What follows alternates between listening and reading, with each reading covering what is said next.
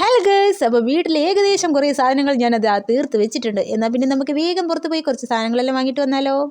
ഡ്രസ്സൊന്നും മാറാൻ വേണ്ടി നിന്നില്ല, വേഗം തന്നെ പോയി മുഖമെല്ലാം കഴുകി ഒരു പൊട്ടെല്ലാം കുത്തി പൗഡറിലിട്ട് ഞാനിവിടെ റെഡി ആയിട്ടുണ്ടേ. നമ്മുടെ വീടിൻ്റെ തൊട്ടടുത്തല്ലേ കട, അതുകൊണ്ട് പിന്നെ വലിയ ഒരുങ്ങാനും ഡ്രസ്സ് മാറാനൊന്നും നിന്നില്ല. ഉള്ള ഡ്രസ്സിൽ ഞങ്ങൾ അങ്ങ് വണ്ടിയിൽ കയറി.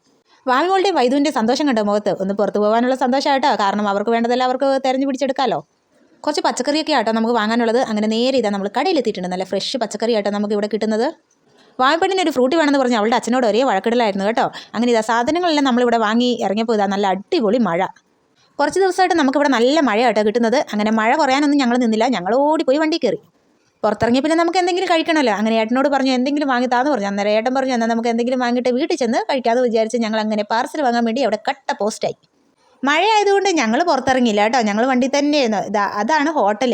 ഏട്ടൻ അവിടുന്ന് ഫുഡ് വാങ്ങുന്നത് ഞങ്ങൾ ഇവിടെ നോക്കിക്കൊണ്ടിരിക്കുകയായിരുന്നു. അങ്ങനെ ഇന്നത്തെ വീഡിയോ എത്രയുള്ളൂ. Tata bye bye, see U.